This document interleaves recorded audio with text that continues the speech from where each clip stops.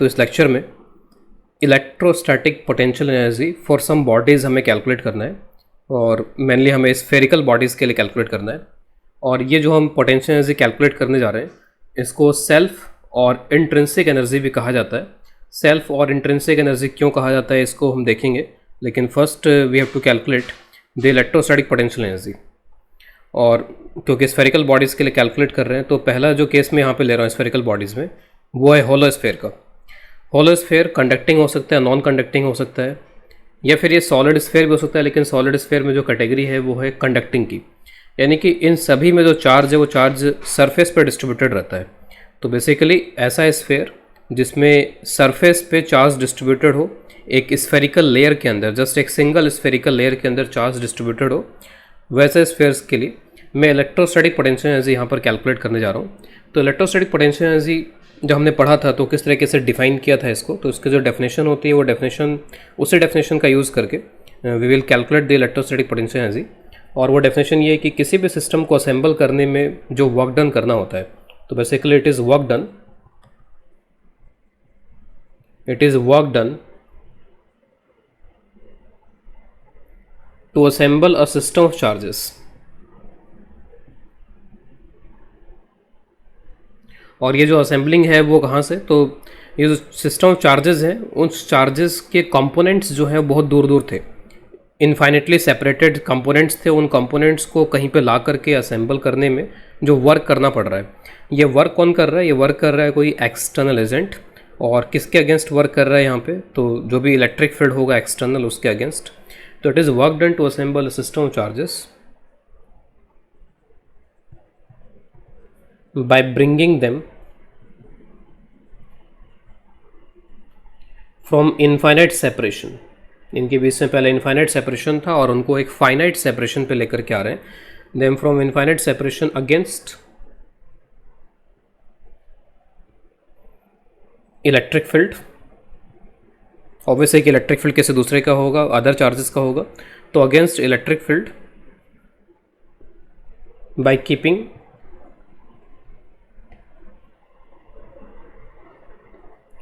There kinetic energy negligible,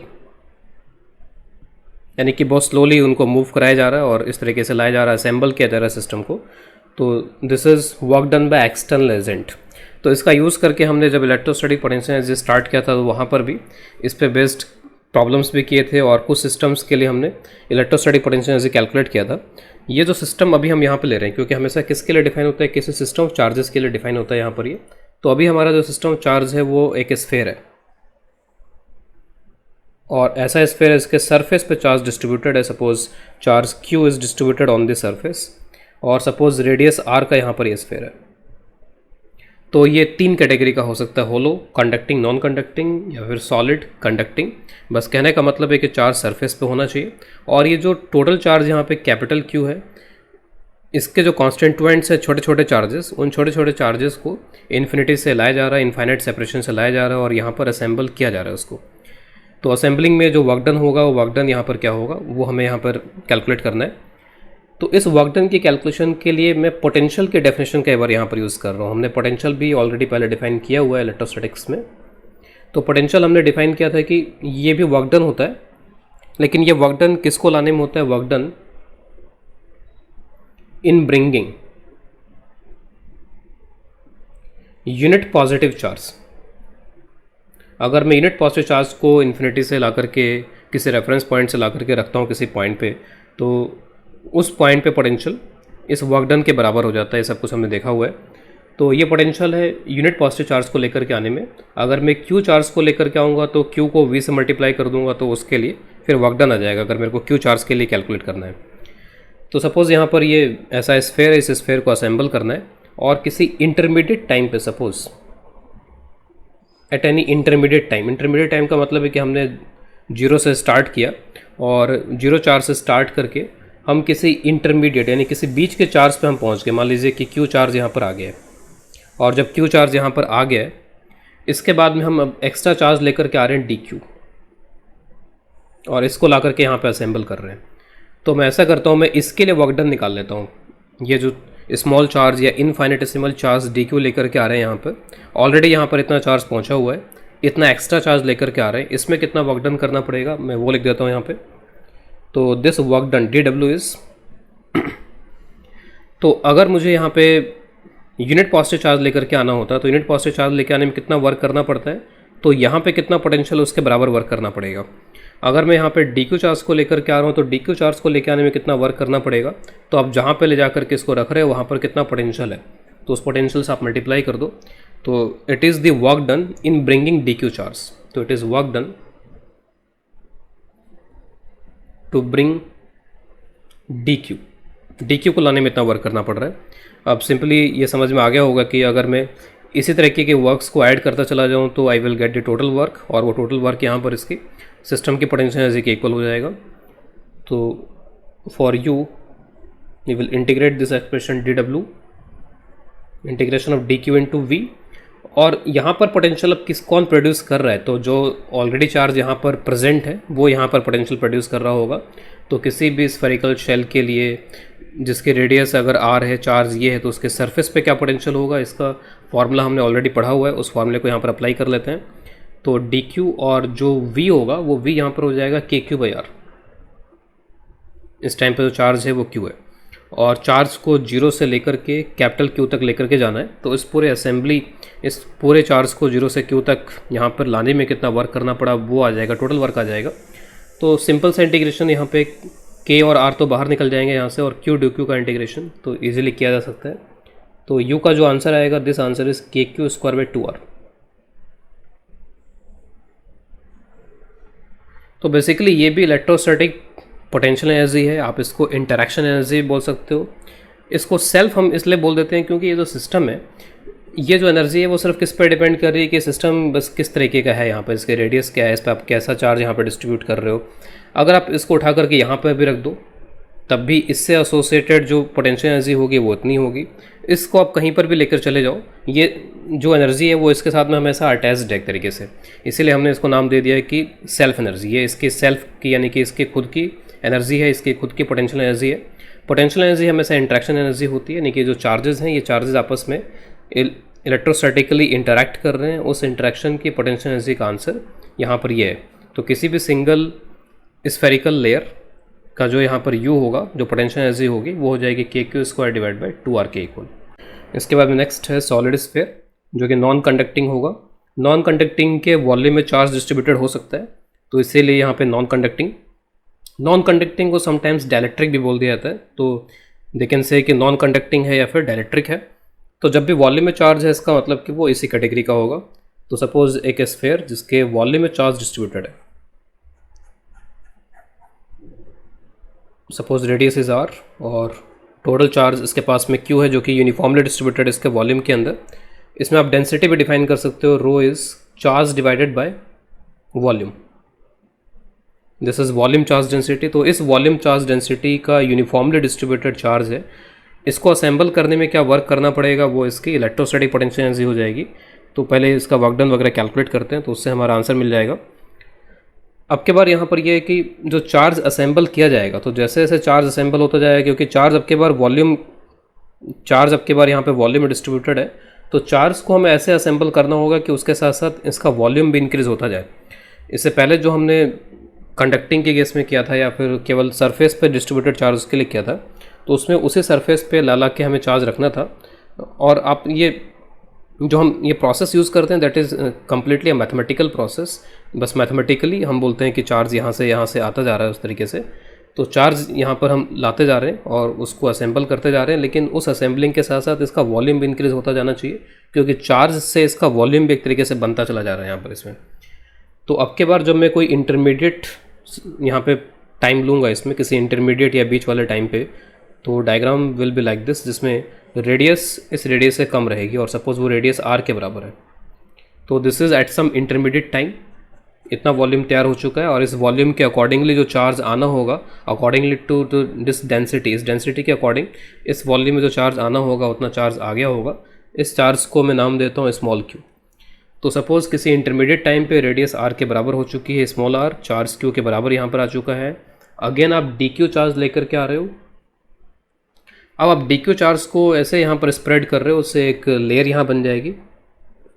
radius में भी हल्का सा चेंज आ जाएगा। तो डी क्यू चार्ज को लेके आने के बाद में देयर विल बी और थिन लेयर अटैच्ड, एक थिन लेयर अटैच हो गई इसके साथ में, और इस थिन लेयर के अटैच होने के बाद में जो इसकी रेडियस है वो रेडियस हो गई होगी आर प्लस डी आर। तो डी क्यू चार्ज को यहाँ पे लेके आने में, यानी कि अब ये जो लेयर, इस लेयर के अंदर डी क्यू चार्ज हमने डिस्ट्रीब्यूट कर दिया, तो डी क्यू चार्ज को लेकर आने में कितना वर्क करना पड़ेगा। तो that work D W is again the same logic, D Q into V. तो v वही होगा जो इसके सरफेस से पोटेंशियल है, तो सरफेस से पोटेंशियल अगेन के क्यू बाय आर हो जाएगा यहाँ पे, तो डी क्यू के क्यू बाय आर। लेकिन अब के बार यहाँ पे दो वेरिएबल्स हैं, one variable is charge, one variable is radius. ठीक है, रेडियस भी चेंज होता जा रहा है। प्रीवियस में क्या था कि रेडियस यहाँ पे कैपिटल आर आ गया था और वो वेरिएबल नहीं था। तो दो वेरिएबल्स हैं, तो किसी एक वेरिएबल को यहाँ से हटाना पड़ेगा और उसके बाद ही आप इसको इंटीग्रेट कर पाओगे।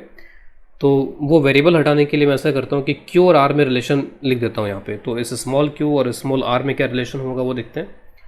तो चार्ज किसी भी टाइम पे अगर क्यू है तो क्यू हो जाएगा density of charge multiplied by volume. कितने वॉल्यूम के अंदर ये चार्ज है, 4/3 pi small R Q. Density का आंसर आप यहाँ से लिख लो, तो ये हो जाएगा Q divided by 4/3 pi capital R Q, 4/3 pi small R Q. तो this 4/3 pi will be cancelled. और मैं ऐसा करता हूँ कि इस आर को यहाँ पर चार्ज के टर्म्स में रख सकता हूँ, आप उल्टा भी कर सकते हो, फिर आपको डी क्यू को भी हटाना पड़ेगा यहाँ से। तो मैं चार्ज को नहीं हटा रहा हूँ, मैं रेडियस को हटा करके चार्ज के टर्म्स में लिख रहा हूँ यहाँ पे। तो रेडियस आर क्यूब, इसकी वैल्यू इसके बराबर हो जाएगी Q by Q R cube. और जब मैं आर लिखूँगा तो यहाँ पे ये पावर 1/3 हो जाएगा। तो let us put it here. तो के को तो मैंने बाहर निकाल दिया यहाँ पर, इसमें क्यू डी क्यू, ठीक है, क्यू डी क्यू चल रहा है यहाँ पर ये, और आर की जगह पे, तो आर की जगह पे Q by Q power rest power 1/3, और यहाँ पर ये आर आ जाएगा। आर क्यूब है तो आर क्यूब से आर बन जाएगा यहाँ पर। ये थोड़ा रीअरेंज कर लेते हैं टर्म्स को, तो ये आर भी फिर यहाँ से बाहर आ जाएगा, और ये कैपिटल क्यू रेस्ट पावर 1/3 इसको आप बाहर निकाल दो, यहाँ पे ले आओ, और स्मॉल क्यू पावर 1/3, तो इन दोनों को आपस में क्लब कर लेते हैं। तो फिर ये हो जाएगा small Q rest power 2/3 D Q. तो आई थिंक ये कंप्लीट एक्सप्रेशन बन गया इसका। अब इसमें लिमिट लगा देंगे वही 0 से लेके कैपिटल क्यू के लिए। ये आर भी यहाँ पर बाहर आया हुआ है, तो K Q rest power 1/3 by R, और इसका जो इंटीग्रेशन बनेगा that integration will be Q rest power 5/3, और नीचे भी वही 5/3 आ जाएगा। Limit from 0 to capital Q, 5/3 यहाँ पे आके 3/5 हो जाएगा। It is 3/5। ठीक है, ये सारा u के लिए आंसर लिख रहे हैं अभी हम। तो 3/5 k, और यहाँ से जब आप लिमिट रखोगे तो 5/3 पावर हो जाएगी कैपिटल क्यू की, और फिर 5/3 प्लस 1/3 हो जाएगा 6/3, 6/3 हो जाता है 2, तो के क्यू स्क्वायर, और जो r चल रहा था वो रहेगा यहाँ पे। तो इसके लिए जो हमारा फाइनल आंसर आ रहा है वो है 3/5 के क्यू स्क्वायर बाई आर। तो इस आंसर को भी आपको याद रखना चाहिए, 3/5 के Q square by R, this is the answer for this. अगर आप कंपैरिजन करके देखो तो कंपैरिजन में आप ये देखोगे कि 3/5 का मतलब होता है 0.6। तो अगर एक होलो स्फेयर है या फिर चार सिर्फ सरफेस पे इसके, तो इस तरीके का जो डिस्ट्रीब्यूशन है इसके लिए यू का आंसर है के क्यू स्क्वायर बाई 2r। एक सॉलिड है जिसमें अंदर में भी चार्ज है, यहाँ पर चार्ज इनसाइड द वॉल्यूम, इसके लिए जो यू का आंसर आ रहा है वो आ रहा है 3/5 के क्यू स्क्वायर बाई आर। और इन दोनों में जो डिफरेंस है आंसर का, ये है 0.5 के क्यू स्क्वायर बाई आर, ये है 0.6। तो ये वाला ज़्यादा है यहाँ पे, और कितने अमाउंट से ज़्यादा है। अगर मैं इनका डिफरेंस लिखूँ, डिफरेंसेस, इस डिफरेंस को अभी हम थोड़ी देर में एक्सप्लेन भी करेंगे कि इस डिफरेंस का जो प्रोबेबल रीज़न है वो क्या है यहाँ पे। तो डिफरेंस इज 0.1 ऑफ के क्यू स्क्वायर बाई आर। और अगर देखा जाए कि असल में इन दोनों में क्या डिफरेंस है, तो बस इसमें चार्ज सरफेस के ऊपर है, इसमें चार्ज वॉल्यूम में यहाँ पे पूरी तरीके से डिस्ट्रीब्यूटेड है। तो जब वॉल्यूम में डिस्ट्रीब्यूटेड है तो एनर्जी ज़्यादा आ रही है यहाँ पे, और कितने अमाउंट से ज़्यादा आ रही है, जो डिफरेंस आ रहा है वो डिफरेंस दोनों के बीच में कितना आ रहा है यहाँ पे 0.6, 0.5, डिफरेंस इज 0.1 के क्यू स्क्वायर बाई आर। तो ये डिफरेंस क्यों आ रहा है इसको थोड़े समय के बाद में हम इसी लेक्चर में देखेंगे कि how this difference is coming. एक क्वेश्चन लेते हैं। सपोज यहाँ पे ये दो मेटेलिक स्फेयर्स हैं और इनके बीच में जो डिस्टेंस है वो बड़ा डिस्टेंस है, लास्ट डिस्टेंस। लास्ट डिस्टेंस कहने का सिंपली यही मतलब हमें निकालना चाहिए कि दोनों के जो चार्जेस हैं उनका डिस्ट्रीब्यूशन एक दूसरे से अफेक्ट नहीं हो रहा है। जैसे Q1 को यूनिफॉर्मली डिस्ट्रीब्यूटेड एज्यूम किया जा सकता है, Q2 को यूनिफॉर्मली डिस्ट्रीब्यूटेड एज्यूम किया जा सकता है। देयर इज़ नो डिस्टर्बेंस, एक दूसरे को डिस्टर्ब नहीं कर रहे हैं यहाँ पर ये। तो जब मैं अब इनके लिए एनर्जी लिखूँगा यहाँ पे, तो किसी भी सिस्टम के लिए एनर्जी लिखने का मतलब है यहाँ पे कि चार्जेस के बीच में जो आपस में इंटरेक्शन है, उस इंटरेक्शन को आप यहाँ पे लिखोगे। अब जैसे ये जो चार्ज पूरी तरीके से इस पर जो डिस्ट्रीब्यूटेड है, तो इसमें भी आपस में इंटरेक्शन हो रहा है। यहाँ पे जो चार्ज है वो इसके साथ इंटरेक्ट कर रहा होगा, यहाँ पे जो चार्ज है वो इसके साथ इंटरेक्ट कर रहा होगा, यहाँ पे जो चार्ज है वो इसके साथ इंटरेक्ट कर रहा होगा। तो इस तरीके के इंटरेक्शन चल रहे होंगे जो अंदर ही अंदर हैं, ठीक है, सेल्फ इंटरेक्शंस आप बोल सकते हो इनको आपस में। इस तरीके से इसके जो चार्जेस हैं वो आपस में इंटरेक्ट कर रहे होंगे, वो भी एक तरीके से क्या हो जाएगा, सेल्फ इंटरेक्शन। लेकिन अब ये जो चार्ज है वो इसके साथ इंटरेक्ट कर रहा है, ये चार्ज इसके साथ इंटरेक्ट कर रहा है, ये चार्ज इसके साथ इंटरेक्ट कर रहा है, तो ये एक तरीके से म्यूचुअल इंटरेक्शंस हो जाएंगे। तो इंटरेक्शंस जो हैं, एक तो बॉडी के अंदर के जो चार्जेस हैं उनका आपस में इंटरेक्शन, उसके बाद में दूसरे बॉडी के साथ में इंटरेक्शन। तो एक को हम यहाँ पर म्यूचुअल बोल देते हैं और एक को हम यहाँ पर इसमें सेल्फ बोल देते हैं। तो self interaction and mutual interactions. तो उससे एसोसिएटेड यहाँ पर दो तरीके की एनर्जीज लिख करके हम टोटल एनर्जी लिखेंगे। तो इन जनरल जब भी आप यहाँ पे यू टोटल लिखोगे तो it will be you self plus you mutual, you self and you mutual, इस तरीके से आप इसको लिख सकते हो। सेल्फ का मतलब है कि आपस के चार्जेस का इंटरेक्शन, और ये हमने अभी कैलकुलेट किया ही है। तो इसके लिए सेल्फ क्या हो जाएगा, के Q1 स्क्वायर बाई 2R1। इसके लिए सेल्फ क्या हो जाएगा, के Q2 स्क्वायर बाई 2R2। ठीक है, सेल्फ इंटरेक्शन आपस का। म्यूचुअल के लिए हमेशा हम क्या करते हैं, जैसे अगर मान लीजिए मेरे को इसका इंटरेक्शन कैलकुलेट करना है इसके साथ में, तो मैं क्या करूँगा, इसकी वजह से यहाँ पोटेंशियल निकाल लूँगा और उस पोटेंशियल को 4 से मल्टीप्लाई कर दूँगा। या उल्टा भी कर सकता हूँ कि इसकी वजह से मैं यहाँ पोटेंशियल निकाल लूँगा और 4 से मल्टीप्लाई कर दूँगा। तो क्योंकि ये डिस्टेंस वगैरह काफ़ी बड़ा बताया गया है इसके अंदर, तो इनके जो डायमेंशंस हैं वो डायमेंशंस खास यहाँ पर मैटर नहीं करते हैं। सिंपली मैं क्या करूँगा कि बस इसकी वजह से यहाँ पोटेंशियल लिख दूंगा सेंटर के ऊपर और फिर इस 4 से मल्टीप्लाई कर दूंगा। तो इसकी वजह से यहाँ पोटेंशियल कितना है, के Q1 बाई R1, और इस 4 से आप मल्टीप्लाई कर दो तो Q इंटू वी करके हमने यहाँ पे यू म्यूचुअल निकाल लिया। इसी को निकालने का दूसरा तरीका, इसके वजह से यहाँ पोटेंशियल लिखा, फिर 4 इस 4 से मल्टीप्लाई किया। उल्टा भी कर सकते हैं, इसके वजह से यहाँ पोटेंशियल लिखो और इस 4 से मल्टीप्लाई कर दो, तो फिर हो जाता है के Q2 बाई R2, सॉरी ये R1 नहीं आएगा यहाँ पे, ये के Q1 बाई स्मॉल आर आएगा, डिस्टेंस स्मॉल आर है। तो इसके वजह से यहाँ पोटेंशियल लिखेंगे तो के Q2 by R multiplied with Q1। ठीक है, तो इस तरीके से आप लिख सकते हो। तो टोटल आंसर जो होगा वो आंसर, चाहे आप ऐसे लिखो चाहे इस तरीके से लिखो, जो म्यूचुअल का आंसर आएगा वो इतना ही आएगा, के Q1 Q2 divide by R। तो ये इसका आंसर हो जाएगा। तो इसमें ये जो टर्म है, ये टर्म ऐसा लग रहा है कि इस अकेले इसके दम पर है, यानी कि सिर्फ इसके वजह से है। ये टर्म ऐसा लग रहा है कि अकेले इसके वजह से है, और ये जो टर्म लग रहा है वो लग रहा है कि दोनों का मिला जुला है। यहाँ पर दोनों का आपस में जो इंटरेक्शन है ये आपस वाली टर्म है, म्यूचुअल टर्म है यहाँ पर ये। तो इसमें दोनों दिख रहे हैं मेरे को, Q1 Q2, इसमें अकेला ये दिख रहा है, इसमें अकेला यहाँ पे ये दिख रहा है। इसीलिए इनको हम बोल देते हैं सेल्फ है ये, और इसको बोल देते हैं म्यूचुअल है। लेकिन अल्टीमेटली आप क्या कैलकुलेट कर रहे हो, ये जो चार्ज सिस्टम है, इस चार्ज सिस्टम की इलेक्ट्रोस्टैटिक पोटेंशियल एनर्जी कैलकुलेट कर रहे हो, उसको हमने अपने समझने के हिसाब से दो पार्ट में डिवाइड कर दिया है कि हमें ऐसे ऐसे लिख लेना है, सेल्फ और म्यूचुअल करके लिख लेना है, वो हमारी अंडरस्टैंडिंग है। लेकिन इस चार्ज सिस्टम के जो पोटेंशियल एनर्जी है उसका आंसर सिंपली ये जो लास्ट में लिखा गया वो है। इसके बाद नेक्स्ट टॉपिक है localisation of electrostatic potential energy. Localisation का मतलब है कि हम अब इस बात पे चर्चा कर रहे हैं, इस बात पे डिस्कशन कर रहे हैं कि ये जो इलेक्ट्रोस्टैटिक पोटेंशियल एनर्जी है या आखिर स्टोर होती कहाँ पर है, कहाँ पर ये एनर्जी स्टोर है, where this energy is stored. जिस तरीके से जैसे हम स्प्रिंग एनर्जी की बात करते हैं, तो स्प्रिंग एनर्जी में हम बोलते हैं कि वो एनर्जी स्प्रिंग के अंदर स्टोर्ड है, स्प्रिंग पोटेंशियल एनर्जी। तो जनरली जो पोटेंशियल एनर्जी का यहाँ पर एक कॉन्सेप्ट है, जनरली हम बोलते हैं कि इट इज़ स्टोर्ड एनर्जी। तो ये जो एनर्जी इलेक्ट्रोस्टैटिक पोटेंशियल एनर्जी, इसको हम कहाँ पे स्टोर्ड मान सकते हैं या कहाँ पर ऐसा देखा जा सकता है कि एनर्जी स्टोर होगी। तो इसको एक थोड़ा रिलेटिवली एक सिंपल एग्जांपल से समझने की कोशिश करते हैं, और उससे जो रिज़ल्ट आते हैं उन रिज़ल्ट को हम जनरलाइज भी कर सकते हैं, वो हर एक सिचुएशन के लिए एप्लीकेबल हो जाते हैं। तो let us take a simple example of a hollow sphere. जिसमें जो चार्ज है वो सिर्फ सरफेस के ऊपर डिस्ट्रीब्यूटेड है। तो charge is distributed on the surface, उसको आप क्यू से सिग्मा से रिप्रेजेंट कर सकते हो। तो सपोज क्यू या सिग्मा यहाँ पर चार्ज डेंसिटी वगैरह हो गई। ये रेडियस मान लीजिए कुछ भी, यहाँ पर आर वगैरह इसका रेडियस है इसमें। अब हमने पढ़ा हुआ है कि इलेक्ट्रोस्टैटिक प्रेशर, हर एक पॉइंट के ऊपर इलेक्ट्रोस्टैटिक प्रेशर लगता है और प्रेशर की वजह से एक्सपेंशन की प्रॉपर्टी होती है इसकी।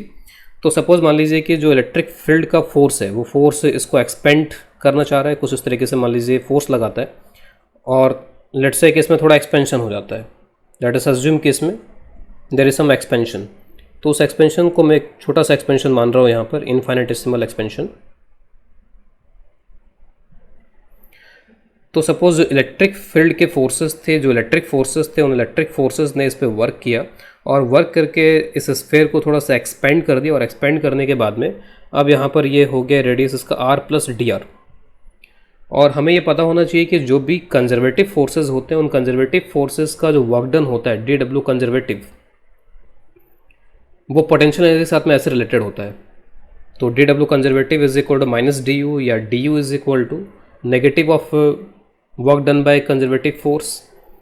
यहाँ हम इलेक्ट्रोस्टैटिक की बात कर रहे हैं तो D U, change in electrostatic potential energy, is equal to negative of work done by the electric forces.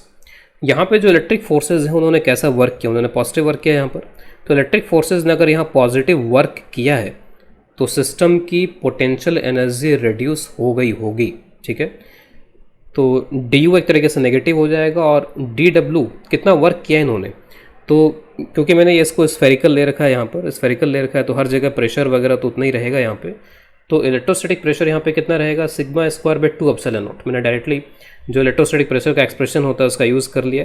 तो this is sigma square divide by 2 epsilon naught 4 pi R square. तो हर एक छोटे छोटे जो भी यहाँ पर पैचेस हैं उनसे ही पैचेस के ऊपर अगर मैं वर्क को ऐड करता चला जाऊँ तो टोटल मिलाकर के आपको इतना वर्क मिल जाएगा। तो this is the pressure, this is the surface area and this is the infinitesimal displacement. और इस छोटे से डिस्प्लेसमेंट में हम ये मान सकते हैं कि सिग्मा वगैरह में कुछ खास फर्क नहीं पड़ा होगा। तो आप इलेक्ट्रोस्टैटिक प्रेशर को नियरली कांस्टेंट ट्रीट कर सकते हो और ये वर्क डन आप यहाँ पर इसमें लिख सकते हो इस तरीके से। तो this is the work done. और सिग्मा के टर्म्स में ना लिखने के बजाय आप इसको इलेक्ट्रिक फील्ड के टर्म्स में भी लिख सकते हो। You can also right it in terms of electric field also. Electric field sigma के टर्म्स में कितना हो जाता है यहाँ पे, तो हमने पढ़ा हुआ है E is equal to sigma by epsilon naught. तो अगर मैं सिग्मा वगैरह को यहाँ से हटा दूँ और इलेक्ट्रिक फील्ड के टर्म्स में इन एक्सप्रेशंस को लिखूँ तो ये एक्सप्रेशन आपको मिल जाएंगे। माइनस तो बस इसलिए आ रहा है कि पोटेंशियल एनर्जी यहाँ पर कम हो गई है। तो half epsilon naught E square, अगर मैं इलेक्ट्रिक फील्ड के टर्म्स में लिख रहा हूँ इसको, तो 4 pi R square into D R. So this is the work done by electric field जो कि पॉजिटिव है। पॉजिटिव होने की वजह से जो पोटेंशियल एनर्जी है वो डिक्रीज हो गई है, डी यू एक तरीके से यहाँ पर नेगेटिव हो गया है। अगर ये मान लीजिए एक्सपेंशन का केस नहीं होता, मैंने अभी यहाँ पर एक्सपेंशन लिया है, अगर मैं ऐसे ही केस कंप्रेशन के लिए ले लूँ, मान लीजिए कि सपोज इसका कंप्रेशन हो गया और कंप्रेशन हो करके अब यहाँ पर अब ये ऐसा रह गया, जो रेडियस मान लीजिए पहले आर था, लेट्स से वो आर माइनस डी आर हो गया। तो इलेक्ट्रिक फील्ड तो ऐसे डायरेक्शन में लगते हैं कि वो एक्सपेंशन करना चाहते हैं, लेकिन यहाँ पर तो क्या हो गया, कंप्रेशन हो गया है। तो D U is equal to negative of D W electric forces का वर्क। अब के बार यहाँ पर नेगेटिव होगा तो नेगेटिव कैसा हो जाएगा, पॉजिटिव हो जाएगा। तो D you will be positive this time और बाकी सारी कैलकुलेशन आप वैसे के वैसे ही कर लो। तो फाइनली आपको ये आंसर मिल जाएगा half epsilon naught E square 4 pi R square into D R. तो इस पर्टिकुलर केस में पोटेंशियल एनर्जी घट जाती है अगर ये एक्सपेंड करता है, अगर ये कॉन्ट्रैक्ट करता है या कंप्रेस कर जाता है यहाँ पर ये, तो उस केस में पोटेंशियल एनर्जी बढ़ जाती है। तो पोटेंशियल एनर्जी बढ़ रही है, पोटेंशियल एनर्जी डिक्रीज हो रही है यहाँ पर। और एक्सप्रेशंस को अगर ध्यान से आप देखो तो आपको ऐसा लगेगा कि ये जो 4 pi R square into D R है ये वॉल्यूम है, दिस इज वॉल्यूम। और कौन सा वॉल्यूम है, जितने अमाउंट से ये एक्सपेंड हुआ है या फिर जितने अमाउंट से यहाँ पर एक कंप्रेस हुआ वो वाला वॉल्यूम है, दिस इज द वॉल्यूम। इस वॉल्यूम को मैं यहाँ पर कुछ कलर्स से रिप्रेजेंट कर देता हूँ जिससे कि ये क्लियर कट दिख जाए यहाँ पर। तो इस वॉल्यूम की बात हो रही है, ये एक्सपेंडेड वॉल्यूम है और यहाँ पर ये कॉन्ट्रैक्टेड वॉल्यूम है, दिस इज कॉन्ट्रैक्टेड वॉल्यूम। तो साफ साफ दिख रहा है कि ये वॉल्यूम का कुछ पार्ट है यहाँ पर, ठीक है। और उसके साथ साथ ये टर्म, उसमें इलेक्ट्रिक फील्ड दिख रहा है मेरे को, ये टर्म उसमें मेरे को यहाँ पर भी इलेक्ट्रिक फील्ड दिख रहा है इसमें। और अगर आप ध्यान से देखो दोनों सिचुएशन को, तो यहाँ पर जब ये एक्सपेंड हो गया, तो एक्सपेंड होने के बाद में क्या हुआ, जैसे जब ये एक्सपेंड नहीं हुआ था, ठीक है, जब इसकी रेडियस सिर्फ आर के बराबर थी, तो रेडियस जब इसकी सिर्फ आर के बराबर थी, इलेक्ट्रिक फील्ड इस सरफेस से स्टार्ट हो रहा था। यहाँ पे electric field was starting from this surface और इन्फिनिटी तक जा रहा था। जब ये एक्सपेंड हो गया, तो एक्सपेंड होने के बाद में अब इलेक्ट्रिक फील्ड कहाँ से स्टार्ट होगा, अब इस सरफेस से स्टार्ट होगा इलेक्ट्रिक फील्ड। तो इसका मतलब है कि ये जो वॉल्यूम दिख रहा है, इस वॉल्यूम के अंदर का इलेक्ट्रिक फील्ड गायब हो गया, तो इस वॉल्यूम के अंदर का इलेक्ट्रिक फील्ड वैनिश हो गया, चला गया। अब इलेक्ट्रिक फील्ड इस सरफेस से स्टार्ट हो रहा है, तो इलेक्ट्रिक फील्ड में थोड़ा सा लॉस आया यहाँ पर। इलेक्ट्रिक फील्ड पहले इसके अंदर प्रेजेंट था, अब इलेक्ट्रिक फील्ड गायब हो गया। E in this region is vanished, पहले था, अब इलेक्ट्रिक फील्ड यहाँ पर नहीं है, गायब हो गया। यहाँ पर अब देखिए, जब ये इस रेडियस का था, जब ये आर रेडियस का था, तो इलेक्ट्रिक फील्ड यहाँ से स्टार्ट हो रहा था, electric field was starting from here. और अंदर इलेक्ट्रिक फील्ड सभी को पता है कि जीरो होता है अगर ये शेल इस तरीके का। लेकिन जब ये कंप्रेस हो गया, कंप्रेस होने के बाद में अब जो इलेक्ट्रिक फील्ड है वो यहीं से स्टार्ट हो गया। Now electric field starting from here, यहीं से इलेक्ट्रिक फील्ड यहाँ पर इस तरीके से रेडियली आउटवर्ड स्टार्ट हो गया। तो अब इलेक्ट्रिक फील्ड इस रीजन के अंदर आ गया है, बन गया है। E in this region is created. तो यहाँ पर इलेक्ट्रिक फील्ड जितने रीजन के अंदर था वो रीजन कम हो गया है। यहाँ पे इलेक्ट्रिक फील्ड जितने वॉल्यूम, जितने रीजन के अंदर था वो वॉल्यूम एक तरीके से बढ़ गया है। अब इलेक्ट्रिक फील्ड ज़्यादा रीजन के अंदर फैला हुआ है यहाँ पे इलेक्ट्रिक फील्ड थोड़े कम रीजन के अंदर फैल गया है इसके अंदर, क्योंकि इतना उसके साथ उससे छिन गया एक तरीके से। इस रीजन से इलेक्ट्रिक फील्ड अब ख़त्म हो चुका है। और कहीं ना कहीं ये जो एनर्जी है वो इस इलेक्ट्रिक फील्ड से एसोसिएटेड है, कि आप देख रहे हो कि जो भी पोटेंशियल एनर्जी का लॉस हो रहा है, वो पोटेंशियल एनर्जी का लॉस एक तरीके से इस वॉल्यूम से रिलेटेड है। जो वॉल्यूम या तो घटा है या फिर बढ़ा है, तो पोटेंशियल एनर्जी का लॉस या गेन इस वॉल्यूम से रिलेटेड है। और ये वो वॉल्यूम है जिस वॉल्यूम के अंदर या तो इलेक्ट्रिक फील्ड चला गया या फिर इलेक्ट्रिक फील्ड उसके अंदर एक्स्ट्रा आ गया। अगर इलेक्ट्रिक फील्ड उस वॉल्यूम से चला गया तो उस वॉल्यूम के अंदर जो एनर्जी थी वो एनर्जी चली गई सिस्टम से। अगर इलेक्ट्रिक फील्ड आ गया तो उस वॉल्यूम के अंदर एक्स्ट्रा एनर्जी डेवलप हो गई। तो साफ साफ यहाँ पर दिख रहा है कि इलेक्ट्रिक फील्ड के होने या ना होने से एनर्जी पे फ़र्क पड़ रहा है यहाँ पर। तो हम बोल सकते हैं कि इस रीजन के अंदर जो एनर्जी स्टोर थी उतने का लॉस हो गया इसको, इस रीजन के अंदर एक्स्ट्रा एनर्जी क्रिएट हो गई। तो जो भी ये सारी एनर्जी है, जो भी पोटेंशियल एनर्जी है, वो पोटेंशियल एनर्जी स्टोर है कहाँ पर, तो उसका आंसर अब हम यहाँ पर ही देख सकते हैं कि वो इलेक्ट्रिक फील्ड के अंदर स्टोर है। जहाँ पे इलेक्ट्रिक फील्ड होगा वहाँ पर एनर्जी होगी, जहाँ पे इलेक्ट्रिक फील्ड नहीं होगा वहाँ पर एनर्जी नहीं होगी। तो this is stored in the region of electric field. तो this energy is stored in the region of electric field. तो दिस एनर्जी का मतलब है इलेक्ट्रोस्टैटिक पोटेंशियल एनर्जी। तो this energy is stored in the region of electric field। तो जो भी एक सिस्टम ऑफ चार्जेस होता है, वो सिस्टम ऑफ चार्जेस क्या प्रोड्यूस करता है, इलेक्ट्रिक फील्ड प्रोड्यूस करता है। और उसी इलेक्ट्रिक फील्ड के अंदर ये सारी एनर्जी यहाँ पर स्टोर रहती है। और स्टोर रहती है तो अब किस तरीके से स्टोर रहती है, अगर उसकी कैलकुलेशन करनी पड़े तो वो कैलकुलेशन आप कैसे करोगे। तो ये वॉल्यूम है, ठीक है। इस वॉल्यूम को मैं डी वी का नाम देता हूँ यहाँ पे। सपोज दिस इज इनफाइनेटेसिमल वॉल्यूम, छोटा वॉल्यूम है यहाँ पर ये। इसको मैं यहाँ से इससे डिवाइड कर देता हूँ। प्लस माइनस तो बस इसलिए आ रहे थे कि या तो घट गया या बढ़ गया। तो D U is D U divide by D V, मैंने ये लिख दिया। D U divide by D V एक तरीके से ये वॉल्यूम डेंसिटी हो जाएगी कि छोटे से रीजन के अंदर एनर्जी डी यू है और उसका वॉल्यूम डी वी के बराबर है। तो इसको मैं स्मॉल यू से रिप्रेजेंट कर देता हूँ। और ये एक जनरल फार्मूले के फॉर्म में आप याद करोगे इसको, half epsilon naught E square. और ये इसके बराबर भी आ रहा है, इलेक्ट्रोस्टैटिक प्रेशर के बराबर भी आ रहा है, sigma square by 2 epsilon not. क्योंकि जब मैंने चेंज किया था तो ये हो गया था। तो अगर हमें इलेक्ट्रिक फील्ड के टर्म्स में डेटा पता है तो हम इसका यूज़ कर लेंगे, और अगर कभी हमें सिग्मा के टर्म्स में डेटा पता है तो हम इसका भी यूज़ कर सकते हैं। लेकिन जनरली हम इसी तरीके से इसको लिखते हैं, एनर्जी डेंसिटी को half epsilon naught E square. ये एनर्जी डेंसिटी मैंने वर्ड यूज़ किया, this is called energy density. Elaborate करेंगे तो ये हो जाएगा एनर्जी स्टोर्ड, ठीक है। अब ये स्टोरेज कहाँ पर है, ये इलेक्ट्रिक फील्ड के अंदर है। इलेक्ट्रिक फील्ड होगा तो एनर्जी स्टोर होगी, इलेक्ट्रिक फील्ड नहीं होगा तो एनर्जी स्टोर नहीं होगी। Energy stored in the electric field लेकिन ये टोटल नहीं है, ये क्या है, पर यूनिट वॉल्यूम है, this is per unit volume, इसलिए डेंसिटी बोल रहे हैं इसको पर यूनिट वॉल्यूम। तो जो भी अब तक हम ये इलेक्ट्रोस्टैटिक पोटेंशियल एनर्जी पढ़ते आए हैं, वो हमेशा इलेक्ट्रोस्टैटिक पोटेंशियल एनर्जी कौन सी होती है, वो कहाँ पर स्टोर होती है, तो उसका आंसर अब हमें यहाँ पर जाके मिला है कि वो एनर्जी स्टोर होती है यहाँ पर इलेक्ट्रिक फील्ड के अंदर। हमने इसको बहुत एक छोटे से सिस्टम के लिए, या कह लें कि बहुत सिंपल से सिस्टम के लिए हमने इसका डेरिवेशन या फिर एक तरीके से ऑब्जर्वेशन किया है सिर्फ यहाँ पर। तो ये जो ऑब्जर्वेशन है, इससे जो रिजल्ट मिला है ये हमेशा वैलिड है। इसको हम बाद में भी आगे चल के ऑब्जर्व या इसका डेरिवेशन या कैलकुलेशन करेंगे कैपेसिटर्स में, कैपेसिटर्स के थ्रू भी हम इसका डेरिवेशन कर सकते हैं। जब हम लोग कैपेसिटर्स पढ़ेंगे तो वहाँ पर भी एक बार इसका डेरिवेशन देखेंगे। तो for the time being you remember कि half epsilon naught E square, this is the energy associated with the electric field, और ये एनर्जी पर यूनिट वॉल्यूम के अंदर है। अगर मान लीजिए इलेक्ट्रिक फील्ड यूनिफॉर्म है तो इसका मतलब है कि जो एनर्जी है वो भी यूनिफॉर्मली डिस्ट्रीब्यूटेड होगी। कोई भी वॉल्यूम ले लूँ, यहाँ पे यहाँ पे यहाँ पे, उस सेम वॉल्यूम के लिए हर जगह आपको सेम एनर्जी मिलेगी। लेकिन अगर मान लीजिए इलेक्ट्रिक फील्ड नॉन यूनिफॉर्म है, यहाँ पे इलेक्ट्रिक फील्ड अगर ज़्यादा है, यहाँ पे इलेक्ट्रिक फील्ड अगर कम है, तो उस केस में यहाँ के वॉल्यूम में और यहाँ के वॉल्यूम में एनर्जी में डिफरेंस आ जाएगा। उतने ही वॉल्यूम में यहाँ पे ज़्यादा एनर्जी मिलेगी और यहाँ पर कम एनर्जी मिलेगी। तो ये जो सारा एनर्जी जो है वो स्टोर है आपके इलेक्ट्रिक फील्ड के अंदर। इलेक्ट्रिक फील्ड जहाँ पर है वहाँ पर एनर्जी स्टोर है। अगर यूनिफॉर्मली इलेक्ट्रिक फील्ड है तो यूनिफॉर्म डिस्ट्रीब्यूशन होगा एनर्जी का। अगर इलेक्ट्रिक फील्ड खुद ही नॉन यूनिफॉर्म है तो जो एनर्जी का डिस्ट्रीब्यूशन है वो भी नॉन यूनिफॉर्म होगा। अब जो हमने एनर्जी डेंसिटी का ये जो कंसेप्ट पढ़ा है, इस कंसेप्ट का यूज़ करते हुए उसको अप्लाई करते हैं जो अभी हमने पोटेंशियल एनर्जी कैलकुलेट करी है इस सिस्टम के लिए।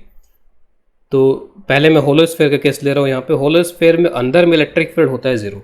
जो भी इलेक्ट्रिक फील्ड होता है वो इसके सरफेस से स्टार्ट होते हुए इन्फिनिटी तक जाता है, और इसके लिए इलेक्ट्रिक फील्ड का जो फॉर्मूला बनेगा वो फॉर्मूला यहाँ पर हो जाएगा some KQ/R square, where R is the radial distance from the centre. और ये electric field non uniform type का है क्योंकि R पे डिपेंडेंट है। तो अगर ये नॉन यूनिफॉर्म टाइप का है तो जो एनर्जी होगी वो भी नॉन यूनिफॉर्म तरीके से डिस्ट्रीब्यूटेड होगी।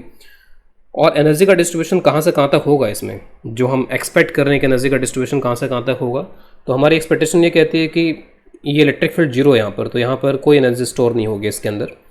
और जो एनर्जी स्टोर होगी वो यहाँ से स्टार्ट होते हुए अप टू इन्फिनिटी जाएगी यहाँ पर। और उसकी कैलकुलेशन एक बार हम अपने एनर्जी डेंसिटी के फॉर्मूले से करके एक बार वेरिफिकेशन कर लेंगे जो हमने फॉर्मूला डेराइव किया है इसके पोटेंशियल एनर्जी का ऑलरेडी। तो let us calculate from energy density, और उसके लिए हमें एलिमेंट लेना पड़ेगा क्योंकि जो एनर्जी है वो जो इलेक्ट्रिक फील्ड है वो नॉन यूनिफॉर्म है यहाँ पर। और एलिमेंट अगेन स्फेरिकल शेल ही हो सकता है क्योंकि उस स्फेरिकल शेल के अंदर आप इलेक्ट्रिक फील्ड को यूनिफॉर्म ले सकते हो, छोटे से स्फेरिकल थिन स्फेरिकल शेल के अंदर। तो रेडियस को आप यहाँ पर इसके लिए ले लो R, small r is the radius, और इसकी जो थिकनेस होगी वो थिकनेस यहाँ पे हो जाएगी dr। तो ये जो वॉल्यूम क्रिएट हो रहा है 4πr² dr, इस 4πr² dr वॉल्यूम के अंदर कितनी एनर्जी स्टोर है उसको लिख करके उसको इंटीग्रेट कर देंगे तो उससे टोटल एनर्जी मिल जाएगी हमको यहाँ पे। तो जो स्मॉल u होता है वो तो होता है half epsilon naught E square. Small u से हम किसको रिप्रेजेंट कर रहे हैं, एनर्जी डेंसिटी को, हाफ एप्सिलॉन नॉट। और इलेक्ट्रिक फील्ड यहाँ पर कितना है, k को मैं 1/4 एप्सिलॉन नॉट लिख रहा हूँ यहाँ पे, तो it is q divide by 4 epsilon naught r square का स्क्वायर, ये हो जाएगा यहाँ पर। इसको वॉल्यूम से मल्टीप्लाई करेंगे तब ये एनर्जी में कन्वर्ट होगा। तो d कैपिटल U कर दिया मैंने इसको, यानी कि इस छोटे से रीजन के अंदर कितनी एनर्जी स्टोर है, तो half epsilon naught q divide by 4 epsilon naught r square whole square, और वॉल्यूम कितना है जिसमें एनर्जी कैलकुलेट करनी है 4πr² dr। तो कुछ कैंसिलेशन वगैरह होंगे और फिर आप इसको इंटीग्रेट कर लो।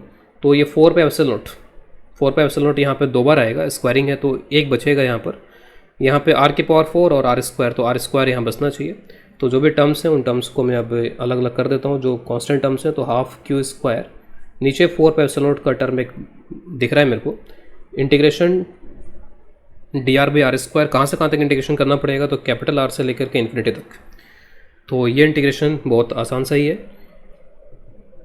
ये नीचे बन जाएगा। आप चाहो तो इसको k भी लिख सकते हो अब यहाँ पर, तो KQ²/2, ठीक है, ये हो गया। और आप इसको इंटीग्रेट कर लो तो -1/r, r टू इन्फिनिटी, जब लिमिट आप रखोगे तो 1/∞ विल बी 0, तो फाइनली आपको नीचे r मिल जाएगा KQ²/2r।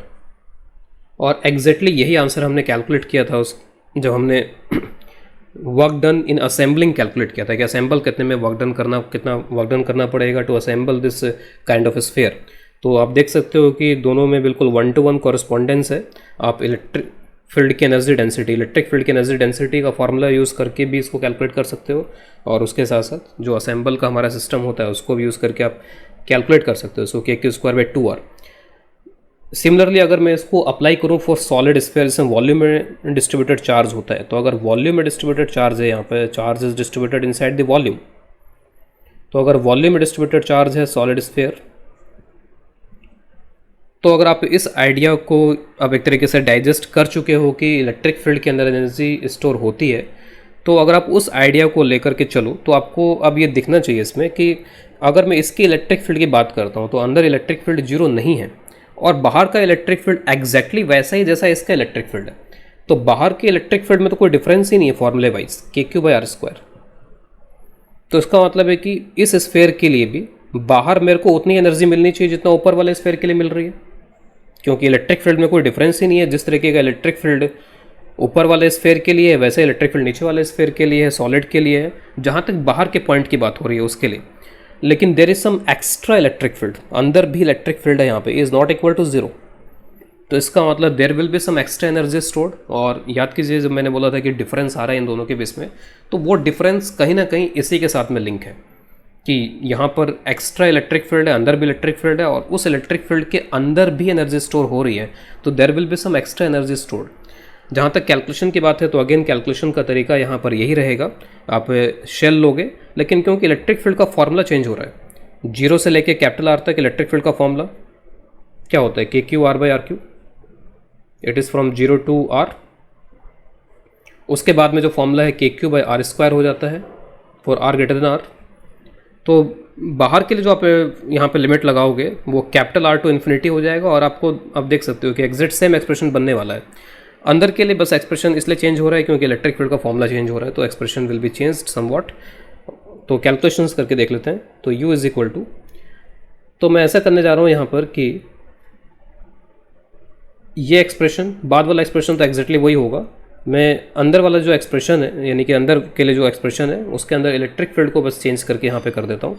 तो ½ इलेक्ट्रिक फील्ड, अगेन k को मैं 1/4 लिखने जा रहा हूँ इसमें, तो QR 4πε0r³ स्क्वायर, और ये बन जाएगा आपका 4πr²dr। तो ½ वॉल्यूम, ठीक है। इसके जो लिमिट लगेगी वो लगेगी 0 से लेके R, और बाकी एग्जैक्टली वही होगा जो ऊपर यहाँ पर आया है, R to इन्फिनिटी, वही q² / 2 × 4πε0 जो यहाँ पे लिखा हुआ है, और 1/r²dr। ठीक है, इसको आप इंटीग्रेट करोगे तो एग्जैक्टली k² / 2r मिल जाएगा। ये तो मिलेगा, इसके साथ एक्स्ट्रा ये मिलेगा। अब ये एक्स्ट्रा कितना मिलने वाला है तो इसी में हम ज़्यादा इंटरेस्ट लेते हैं अपना। तो 4πε0 एक कैंसिल हो जाएगा, बाकी जो कांस्टेंट टर्म्स उसको आप बाहर निकाल लो, तो हाफ दिस q², और यहाँ पे ये r⁻⁶ बन जाएगा ये देर विल बी 1, 4πε0 भी आएगा यहाँ पर ये। अब आप देख लो यहाँ पर ये r⁴ और ये r⁴, सॉरी r² और r² ये हो जाएगा r⁴। बस ये बचेगा, आप इसको इंटीग्रेट कर लो तो r⁵/5 बन जाएगा फिर यहाँ पर ये।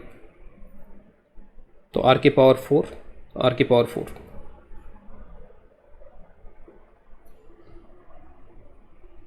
Sorry r⁴ dr 0 to r।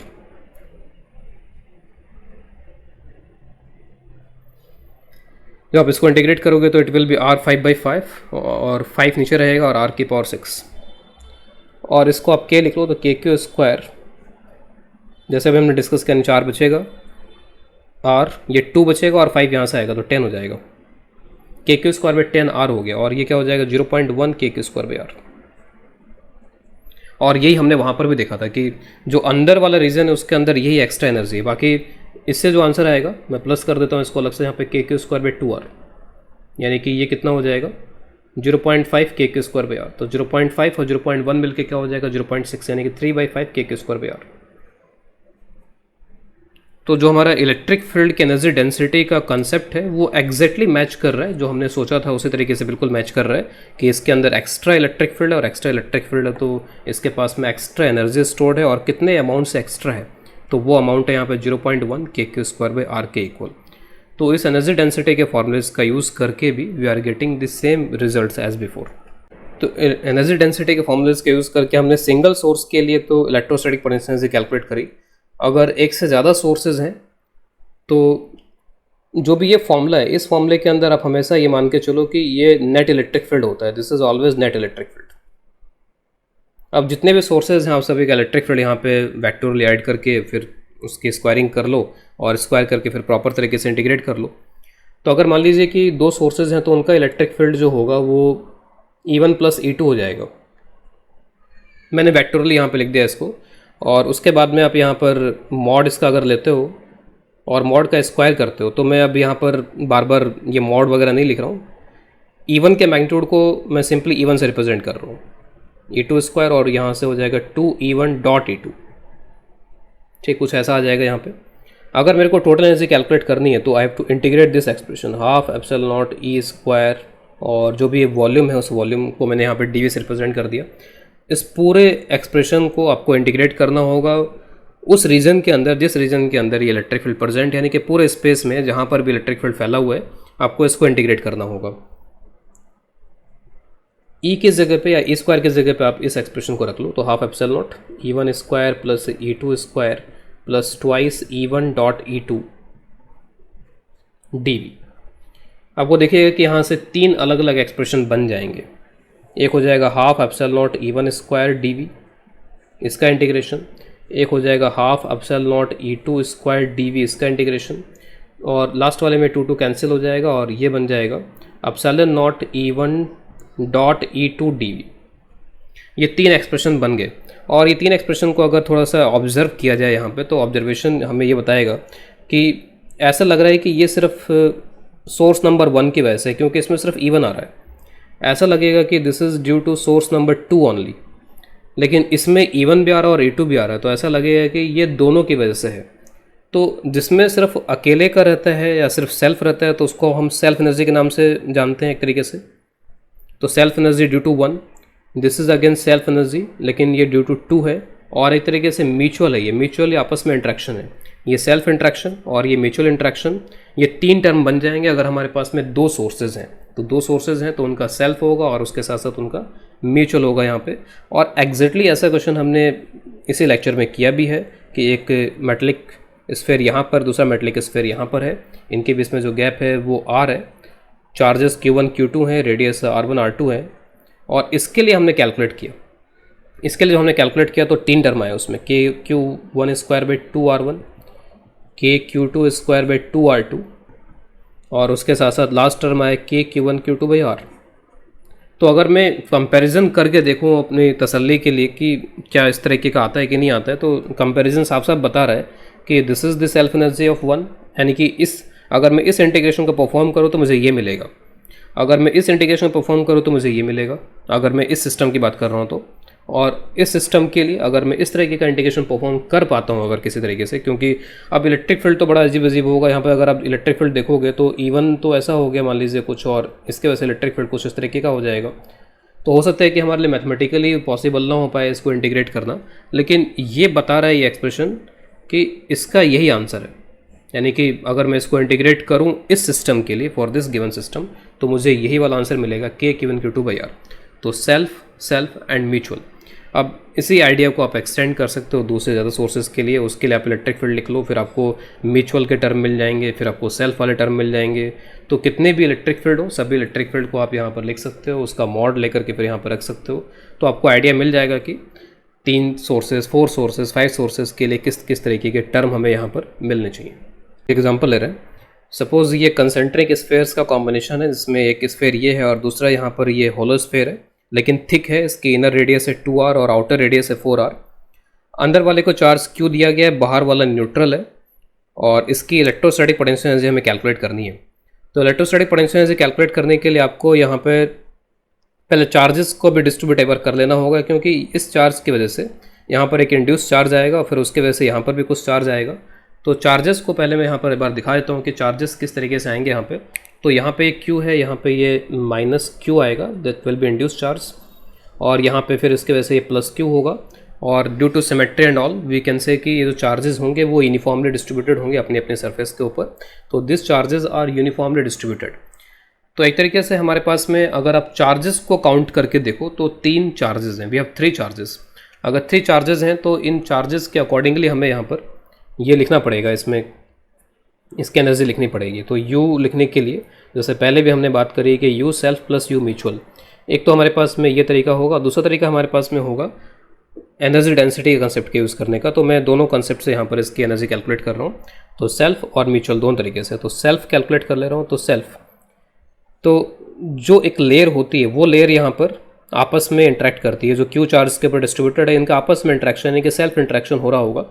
और जो भी एक लेयर होती है, सिर्फ एक लेयर पे अगर चार्ज डिस्ट्रीब्यूटेड है तो उस लेयर की वजह से जो एनर्जी का फॉर्मूला होता है वो होता है KQ²/2R। तो ये जो लेयर है KQ² रेडियस इसका, क्योंकि R है तो 2R हो जाएगा यहाँ पर। फिर इसमें अब ये जो -Q वाली लेयर है, चाहे चार्ज माइनस हो चाहे प्लस हो, सेल्फ एनर्जी हमेशा पॉजिटिव आएगी उसकी।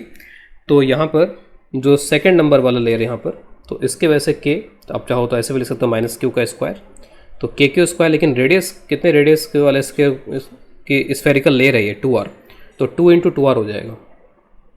फिर उसके बाद में बाहर जो Q फैला हुआ है KQ², तो 2 × और इसकी जो रेडियस है वो है 4R। ठीक है, तो this will be this self. Mutual, mutual आपको पेयर वाइज देखना पड़ेगा कि आपस में आप पेयर बना लो। अगर जैसे पहले तो 2 ही चार्जेस थे तो पेयर बस एक ही पेयर बन रहा था, यहाँ पर अब के बार इसको मैं नाम देता हूँ 1 नंबर चार्ज, इसको 2 नंबर चार्ज, इसको 3 नंबर चार्ज। तो 1 और 2 का एक पेयर बनेगा म्यूचुअल इंटरेक्शन, 2 और 3 का एक म्यूचुअल इंटरेक्शन का पेयर बनेगा, और 3 और 1 के म्यूचुअल इंटरेक्शन का एक पेयर यहाँ पर बनेगा। अब हर एक पेयर के लिए एनर्जी लिखने के लिए क्या करते हैं, अगर मेरे को 1 और 2 के लिखना है तो मैं ऐसा करूँगा कि Q × V का यूज़ करूँगा एक तो, और Q × V में क्या करना होता है, अगर मैंने चार्ज Q इसका ले लिया तो जहाँ पर ये चार्ज है वहाँ पर पोटेंशियल लिखूँगा इसकी वजह से। ठीक है, या फिर उल्टा भी कर सकता हूँ कि चार्ज इसका ले लिया -Q, और जहाँ पर भी ये चार्ज है वहाँ पर पोटेंशियल लिखूँगा मैं इसके वजह से। तो इस तरीके से आप यहाँ पर ये U वगैरह लिख सकते हैं। तो U12 मैं यहाँ पर लिख रहा हूँ। तो सपोज़ मैं U12 को यहाँ पर 2 तरीके से एक्सप्लेन कर देता हूँ, फिर मैं सबके लिए फिर फटाफट यहाँ पर लिख दूंगा। तो U12 जब मैं यहाँ पर लिख रहा हूँ तो आप चाहो तो इसका चार्ज ले लो, Q ले लिया, फिर इसके वजह से यहाँ पोटेंशियल लिख लो। तो जो ये चार्ज है वो इस तरह से डिस्ट्रीब्यूटेड है, और आपको पता है कि ये जो -Q है वो अगर एक स्फेरिकल लेयर की तरह से डिस्ट्रीब्यूटेड है तो ये -Q अपने अंदर के किसी पॉइंट पे कितना पोटेंशियल प्रोड्यूस करता है, तो K चार्ज डिवाइडेड बाय इस लेयर की रेडियस। ठीक है, तो -KQ आ जाएगा यहाँ पर माइनस होने की वजह से, और इसके जो रेडियस है वो कितनी 2R। या फिर आप इसको ऐसे लिख सकते हो, और यू कैन राइट इट कि -Q चार्ज उठा लो और इसके वजह से यहाँ पोटेंशियल लिख लो, तो KQ/। अब ये जो पॉइंट है, ये वाले पॉइंट जो हैं वो इसके लिए बाहर के पॉइंट है, तो बाहर के पॉइंट है तो जो भी सेंटर से डिस्टेंस हो पूरा डिस्टेंस आ जाएगा 2R, तो KQ/2R। आप कैसे भी लिखो आपको सेम आंसर मिलेगा। तो U12 का आंसर हो जाएगा -KQ²/2R। इस तरीके से 2, 3, तो कोई भी एक चार्ज उठा लो, मान लो अपने Q को उठा लिया यहाँ से, और उसके बाद में इसके वजह से यहाँ पोटेंशियल लिख दो, तो ये हो जाएगा -KQ/3R। फिर उसके बाद में 3 और 1, तो 3 और 1, तो किसी भी एक चार्ज को ले लो, मान लो आपने इस चार्ज को ले लिया है, और अब इसके वजह से यहाँ पोटेंशियल लिख दो, तो क्या हो जाएगा, सॉरी 3R नहीं, इट इज़ 4R। फिर आपने इस चार्ज को ले लिया और इसके वजह से यहाँ पोटेंशियल आप यहाँ पर लिखोगे, तो पोटेंशियल फिर कितना हो जाएगा KQ/4R। इन सभी को अगर आप यहाँ पर ऐड कर लो, तो ऐड करने के बाद में आपको सिस्टम की टोटल पोटेंशियल एनर्जी यहाँ पर मिल जाएगी। तो टोटल पोटेंशियल एनर्जी का जो आंसर मिलेगा यहाँ पर, वो आंसर यहाँ पर हो जाएगा। तो मैं सेल्फ और म्यूचुअल सबको ऐड कर रहा हूँ। तो सेल्फ और म्यूचुअल ऐड करने के बाद में तो this and this will be cancelled, ये आपस में कैंसिल हो जाएंगे।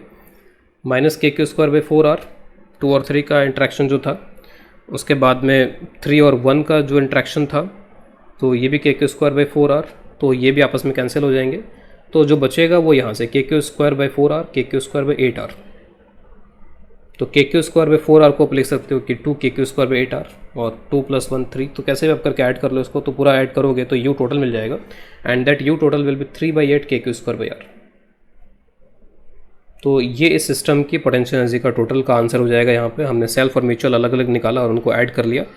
तो आपको तरीके का ध्यान देना होगा कि किस तरीके से आप कैलकुलेशंस कर रहे हो सारी की सारी।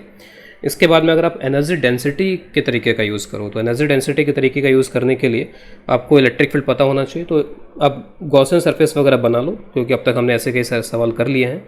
ऑब्वियस है कि यहाँ पे इलेक्ट्रिक फील्ड इज़ 0, इस रीजन के अंदर जो इलेक्ट्रिक फील्ड आएगा, क्योंकि इस गॉसियन सरफेस में जो बनाओगे तो यही चार्ज आएगा यहाँ पे, तो के क्यूब आर स्क्वायर हो जाएगा। अगेन यहाँ पे इलेक्ट्रिक फील्ड जीरो हो जाएगा। और यहाँ पर जब आप जाओगे तो जो गॉसियन सरफेस आप ये वाली बनाओगे तो इसमें भी आपको चार्ज क्या मिलेगा, सिर्फ क्यू मिलेगा, नेट चार्ज क्यू मिलेगा। इनका तो नेट चार्ज जीरो हो गया, सिर्फ ये नेट चार्ज मिलेगा। तो यहाँ पर इलेक्ट्रिक फील्ड वापस से कितना आ जाएगा, के क्यूब आर स्क्वायर के बराबर आ जाएगा। तो इलेक्ट्रिक फील्ड यहाँ नहीं है, यहाँ पर है, यहाँ पर नहीं है, फिर यहाँ पर है। तो आपको जो इंटीग्रेशन करना पड़ेगा, आप यहाँ r से लेकर के 2r तक करना पड़ेगा, फिर उसके बाद में 2r से 4r जीरो हो गया, फिर 4r से लेकर के इन्फिनिटी। तो r से लेकर 2r, फिर 4r से लेकर के इन्फिनिटी आपको इंटीग्रेट करना पड़ेगा एनर्जी कैलकुलेट करने के लिए। तो लेट अस डू दैट। तो half epsilon not, electric field का फॉर्मूला वही आएगा, q अपॉन 4 पे एप्सिलॉन नॉट r स्क्वायर। ठीक है, हर एक रीजन के अंदर ये इलेक्ट्रिक फील्ड आ रहा है और वही आएगा। वॉल्यूम भी आप स्फेरिकल शेल ले लोगे तो 4 पे r square into D are. इसका इंटीग्रेशन आप करोगे यहाँ पे तो वो दो लिमिट्स के अंदर स्प्लिट हो जाएगा। उसको स्प्लिट करके मैं अगले टर्म में यहाँ पर लिख रहा हूँ। कुछ टर्म्स को मैं बाहर निकाल देता हूँ, इससे क्यू स्क्वायर बाहर निकल जाएगा, फिर एक 4 पे एप्सिलॉन नॉट बाहर निकल जाएगा, और जो 2 यहाँ पर है वो 2 भी इसके साथ साथ चलता रहेगा। अल्टीमेटली जो इंटीग्रेशन बनेगा वो इंटीग्रेशन बनेगा किसका, यहाँ पे 1 बाई आर स्क्वायर का, 1 by R square D R. एक बार ये बनेगा r से लेके 2r, और एक बार यही इंटीग्रेशन बन जाएगा यहाँ पर 2r से लेकर के 4r से लेकर के इन्फिनिटी। जहाँ जहाँ इलेक्ट्रिक फील्ड है वहाँ। और इलेक्ट्रिक फील्ड का फॉर्मूला सही में आ रहा है। तो कैलकुलेशंस करते हैं इसके। तो क्यू स्क्वायर बाय, चाहो तो आप इसको के लिख सकते हो, तो K Q square by 2 minus 1 by R होगा इसका इंटीग्रेशन। माइनस 1 बाई आर आप लिमिट यहाँ पर रख लोगे तो 1 बाई आर माइनस, ठीक है, this will be the integration of this. और इसमें यहाँ पर वही माइनस 1 बाई आर आ जाएगा, तो ये 1 बाई 4 आर आ जाएगा यहाँ से।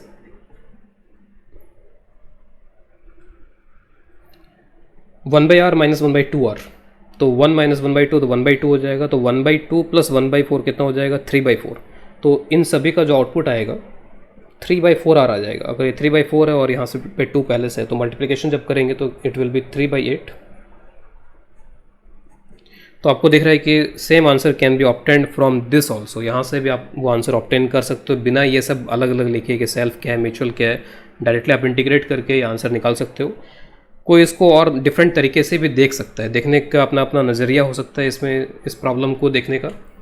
कोई इस प्रॉब्लम को इस तरीके से भी देख सकता है और वो भी एक बहुत ही ब्यूटीफुल सॉल्यूशन हो सकता है इसका, कि ये जो एक स्फेयर है इस पर चार्ज क्यू है यहाँ पर। जैसे एक आइसोलेटेड स्फेयर होता है चार्ज क्यू वाला, तो उसके सरफेस से लाइन निकलती है और इन्फिनिटी पे जाकर टर्मिनेट होती हैं। और जिस रीजन के अंदर ये स्टोर होती है एनर्जी, टोटल मिला के कितनी एनर्जी स्टोर हो जाती है, टोटल मिला के के क्यू स्क्वायर बाई 2r। तो कोई इसको इस तरीके से देख सकता है कि ठीक है वही के क्यू बाई आर स्क्वायर यहाँ पर है ये, और अगर सिर्फ इसका इलेक्ट्रिक फील्ड एग्जिस्ट करता है, के क्यू बाई आर स्क्वायर वाला इलेक्ट्रिक फील्ड एग्जिस्ट करता और यहाँ से लेकर इन्फिनिटी तक एग्जिस्ट करता, तो ये एनर्जी होनी चाहिए थी। लेकिन बीच में इतनी जगह पे एनर्जी नहीं आ पाई इस मटेरियल के होने की वजह से। तो जो लाइन यहाँ से चली बीच में इतने देर तक वो डिसकंटिन्यूअस रही, यहाँ पर नहीं रह पाई, और उसके बाद में आगे जाके वो लाइन मिली है यहाँ पे इलेक्ट्रिक फील्ड जीरो। तो इतने एनर्जी का लॉस हो गया एक तरीके से सिस्टम से, इतने एनर्जी का लॉस जैसा दिख रहा है मेरे को। अगर मैं सिर्फ इसके एनर्जी की बात करता हूँ तो यहाँ पे रास्ते में कुछ जगह पे इलेक्ट्रिक फील्ड नहीं रहा, बाद में फिर वापस से इलेक्ट्रिक फील्ड उसी फार्मूले से स्टार्ट हो गया, अगेन उसी फार्मूले से इलेक्ट्रिक फील्ड वापस से स्टार्ट हो गया। तो आप ऐसा कर सकते हो कि आपको इसका फार्मूला तो पता है के स्क्वायर बाई 2r होता है, और यहाँ से लेकर के अगर इन्फिनिटी तक एनर्जी एग्जिस्ट करती है, अगर यहाँ से लेकर के अगर इन्फिनिटी तक अगर इलेक्ट्रिक फील्ड एग्जिस्ट करता तो इतनी एनर्जी स्टोर होनी चाहिए थी। इस टोटल एनर्जी में से आप क्या करो कि इसकी वजह से जो एनर्जी का लॉस हुआ है उसको माइनस कर दो।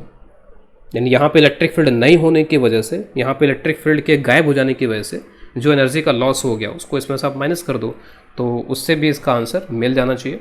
तो इसके वजह से जो लॉस हुआ है, ठीक है, तो इसकी वजह से जो लॉस हुआ है वो लॉस मैं यहाँ पे कैलकुलेट कर देता हूँ। वो लॉस यहाँ पर कितना हुआ होगा, आप देखो कि यही सारे टर्म आ जाएगा, ठीक है, यही सारे इलेक्ट्रिक फील्ड का टर्म आ जाएगा। तो उसमें जो भी बाहर निकलते हैं बाहर निकल जाएंगे, के क्यू स्क्वायर बाई 2 ये सब बाहर आ चुका होगा। और आप जो इंटीग्रेशन करोगे माइनस 1 बाई आर का, वो फिर यहाँ पे लिख दोगे 2r से 4r, ये लिमिट लगा दोगे, 2r से 4r में लॉस हुआ है। तो K Q square by 2 1 by 2 minus 1 by 4, तो ये 1 बाई 4 आ जाएगा, it will be 1 by 4, 1 by 4r। के क्यू स्क्वायर बाई 8r आ गया यहाँ पर। तो इस मटेरियल के बीच में आ जाने की वजह से इतनी एनर्जी का लॉस हो गया यहाँ पे इलेक्ट्रिक फील्ड जीरो हो जाने की वजह से। तो बस आप टोटल जो k²/2r होना चाहिए था उसमें से जो लॉस दिख रहा है उस लॉस को आप हटा दो। इसको आप 4/8 लिख सकते हो। इट इज़ 4/8, 1/8 माइनस करने के बाद में कितना हो जाएगा 3/8। तो वही आंसर मिल जाएगा आपको 3/8 k²/r के बराबर। तो this can be the methods to find the electrostatic potential energy of this system. अब जो प्रीवियस क्वेश्चन था उसी प्रीवियस क्वेश्चन में मैंने बस एक यहाँ पर ये चेंज किया है कि इसको चार्ज वगैरह देने के बाद में इसको हमने चार्ज क्यों दे रखा था, सब कुछ वैसा ही है, बस हमने इसको और इसको आपस में कनेक्ट कर दिया एक वायर से। तो वायर से कनेक्ट करने के बाद में क्या चार्ज डिस्ट्रीब्यूशन होगा, फिर क्या पोटेंशियल एनर्जी होगी सिस्टम की, वो हमें कैलकुलेट करना है। तो आप हमेशा यहाँ पर पहली बात तो ये चीज़ ध्यान में रखो कि जब भी हम दो कंडक्टर्स को वायर से कनेक्ट करते हैं तो from higher potential to lower potential charges का फ्लो होता है, पॉजिटिव चार्जेस का फ्लो होता है। और जब भी ये फ्लो होता है वो इलेक्ट्रिक फील्ड करवाता है ये फ्लो, और इलेक्ट्रिक फील्ड का जो फोर्स है वो कंजर्वेटिव है। अगर वो कंजर्वेटिव है और कंजर्वेटिव फोर्सेस को मौका मिल रहा है वर्क करने का, जब भी किसी कंजर्वेटिव फोर्स को वर्क करने की अपॉर्चुनिटी मिलेगी तो वो हमेशा वर्क करके क्या करना चाहेगा, वो हमेशा वर्क करके सिस्टम की पोटेंशियल एनर्जी को जितना मिनिमम लेवल तक लेके जा सकता है उतना मिनिमम लेवल तक लेके जाएगा, यानी कि सिस्टम की पोटेंशियल एनर्जी को रिड्यूस करने की कोशिश करेगा। चाहे आप किसी भी कंजर्वेटिव फोर्स की बात कर लो, आप ग्रेविटी की बात करो, अगर आप ग्रेविटी को वर्क करने का अपॉर्चुनिटी देते हो, किसी भी बॉडी को आपने मान लीजिए कि हवा में छोड़ दिया, यहाँ छोड़ दिया, किसी बॉडी को हवा में छोड़ दिया, तो ग्रेविटी के पास में अपॉर्चुनिटी है वर्क करने की, पॉजिटिव वर्क करने की। जिधर वो वर्क करना चाहता है उधर वर्क अगर वो कर पा रहा है तो हमेशा वो क्या करेगा, इसको नीचे लेकर के आएगा, नीचे लेकर आएगा तो इससे ग्रेविटेशनल पोटेंशियल एनर्जी रिड्यूस हो जाएगी। वही स्प्रिंग फोर्स, अगर आप स्प्रिंग को बिल्कुल खुला छोड़ दो, स्प्रिंग को मौका दे दो वर्क करने का, और स्प्रिंग अगर एक्सटेंडेड या कंप्रेस्ड है, अगर वो फोर्स लगा सकती है और वो पॉजिटिव वर्क अगर कर पा रही है, तो अगर मान लीजिए यहाँ पर स्प्रिंग को मैंने इतना एक्सटेंड कर रखा है यहाँ पे, तो जैसे मैं इसको छोड़ूंगा ब्लॉक को तो वापस ये ब्लॉक इधर जाएगा और इसकी जो स्प्रिंग पोटेंशियल एनर्जी है वो रिड्यूस होने की कोशिश करेगी। तो जब भी आप किसी कंजर्वेटिव फोर्स को छोड़ देते हो खुलेआम वर्क करने के लिए, तो वो वर्क हमेशा ऐसे करना चाहेगा कि सिस्टम की पोटेंशियल एनर्जी को रिड्यूस करना चाहेगा, जितना भी उससे हो सके, जितना उससे हो सके उतना पोटेंशियल एनर्जी को रिड्यूस करने की कोशिश करेगा। तो any conservative force always acts in such A direction for that potential energy of the system will be reduced. हमेशा वो ऐसे ही वर्क करेगा। तो हमने इसको वायर से कनेक्ट किया, पहले भी हमने वायर कनेक्शन वाले सिस्टम देख रखे हैं, हमने इस तरीके से दो स्फीयर लिए थे उनको आपस में कनेक्ट किया था, और भी हमने क्वेश्चंस किए हैं। तो जब भी हमने इस तरह के क्वेश्चंस किए होंगे तो हमेशा यहाँ पर इलेक्ट्रिक फील्ड ने चार्जेस को इधर से उधर किया होगा, और जब भी इलेक्ट्रिक फील्ड चार्जेस को इधर से उधर करने के लिए फ्रीली वर्क कर पाता है, पॉजिटिव वर्क कर पाता है, हमेशा ही वो वर्क ऐसे करेगा कि पोटेंशियल एनर्जी रिड्यूस हो जाए। पोटेंशियल एनर्जी को रिड्यूस करने के लिए ही वो ऐसा करता है। तो यहाँ पर भी जब मैंने इसको आपस में कनेक्ट किया तो आप देख सकते हो कि इलेक्ट्रिक फील्ड का ये डायरेक्शन था, पहले यहाँ पे क्यू चार्ज था, माइनस क्यू था, तो इलेक्ट्रिक फील्ड था इस रीजन के अंदर। और इस इलेक्ट्रिक फील्ड के होने की वजह से अगर मैं पोटेंशियल की बात करूँ कि कौन हाई पोटेंशियल पे था, कौन लो पोटेंशियल पे था, तो आपको पता चल जाएगा कि ये हाई पोटेंशियल पे होना चाहिए और ये लो पोटेंशियल पे होना चाहिए, क्योंकि ये इलेक्ट्रिक फील्ड का डायरेक्शन था इसके अंदर। इलेक्ट्रिक फील्ड के अलोंग पोटेंशियल कम होता चला जाता है, तो इसका मतलब ऑब्वियस है कि अंदर वाले स्फीयर से बाहर वाले स्फीयर की तरफ चार्जेस का फ्लो होना चाहिए, और तब तक होना चाहिए जब तक कि, अगर हम एनर्जी के टर्म से बात करें, कि एनर्जी को वो जहाँ तक मिनिमाइज़ करके ले जा सकता है वहाँ तक मिनिमाइज़ कर दे। और हमें पता है कि वो मिनिमाइज़ कब हो जाती है, वो एनर्जी मिनिमाइज़ होती कब है, जब दोनों की पोटेंशियल बराबर हो जाते हैं। When the potential become equal, तब ये बराबरी आ जाती है। तो पोटेंशियल बिकम्स इक्वल, तो इसका मतलब है कि अब यहाँ इसके और इसके बीच में कोई पोटेंशियल डिफरेंस है ही नहीं। अगर इसके बीच में कोई पोटेंशियल डिफरेंस नहीं है तो ये इलेक्ट्रिक फील्ड भी यहाँ से गायब होना चाहिए, इलेक्ट्रिक फील्ड यहाँ पे एग्जिस्ट करना नहीं चाहिए। अगर इलेक्ट्रिक फील्ड यहाँ से यहाँ एग्जिस्ट करेगा तो इलेक्ट्रिक फील्ड के एग्जिस्ट करने की वजह से there will be potential difference, E.dr आएगा, पोटेंशियल डिफरेंस आएगा। तो इलेक्ट्रिक फील्ड गायब तभी हो सकता है यहाँ पर जब क्या हो जाए, यहाँ पे सारा का सारा जो चार्ज हमने अंदर वाले को दिया था, चार्ज हमेशा कंजर्व रहेगा पूरे सिस्टम के ऊपर। बस क्या होगा कि यहाँ से कुछ इधर चला जाएगा। टोटल मिलाकर के अभी भी कैपिटल Q के बराबर चार्ज रहना चाहिए जो हमने ओरिजिनली दे रखा था। तो सारा का सारा चार्ज यहाँ से गायब हो जाना चाहिए अंदर से, और पूरा चार्ज बाहर पहुँच जाना चाहिए। यहाँ पे कोई चार्ज फाइनली रहना नहीं चाहिए। फाइनली यहाँ पर ये डिस्ट्रीब्यूशन रहना चाहिए कि 0 चार्जेस, कोई अंदर इलेक्ट्रिक फील्ड नहीं रहेगा, इलेक्ट्रिक फील्ड बस बाहर ही रहेगा। फिर यहाँ पर इसमें only it will exist in the outside region.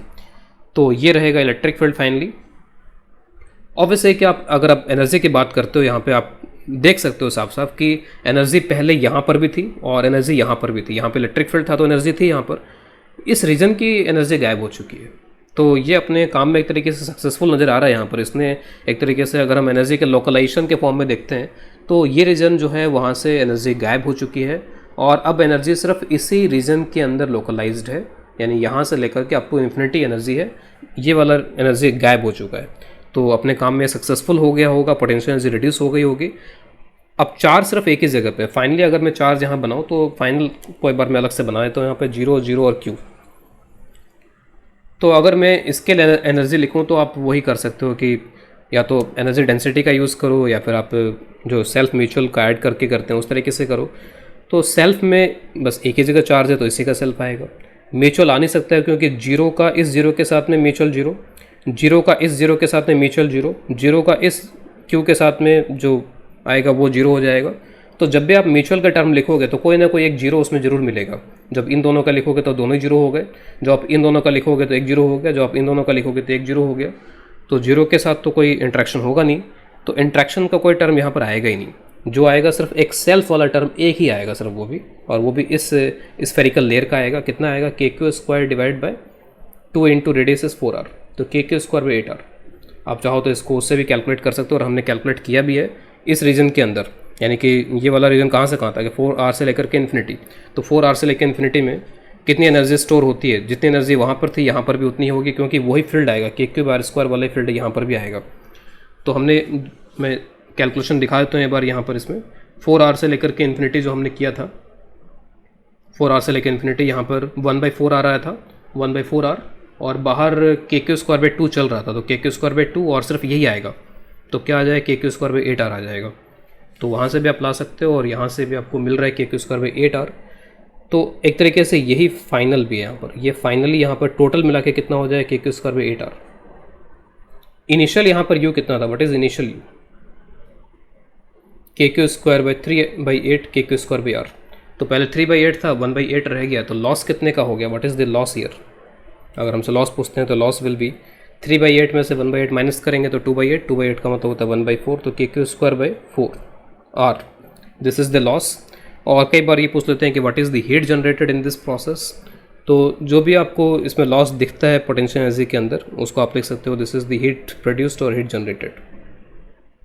तो जो भी कनेक्टिंग वायर्स हैं उसमें हीट डेवलप हो गई होगी, उनका टेम्परेचर बढ़ गया होगा, तो heat generated will be the loss in potential energy, and loss in potential energy is KQ² by 4R के इक्वल। तो ये जो हमने एनर्जी का यहाँ पे जो डिस्कशन किया है कि जब भी इलेक्ट्रिक फील्ड को आप छोड़ दोगे यहाँ पे वर्क करने के लिए और वो पॉजिटिव वर्क कर पा रहा है यहाँ पे, तो वो हमेशा सिस्टम की पोटेंशियल एनर्जी को रिड्यूस करने की कोशिश करेगा, टेंडेंसी रखेगा, और वो टेंडेंसी यहाँ पर सफल होती हुई दिख रही है, उसके सक्सेसफुल होते हुए दिख रही है कि पहले ज़्यादा थी, बाद में एनर्जी यहाँ पर इसमें कम हो गई है।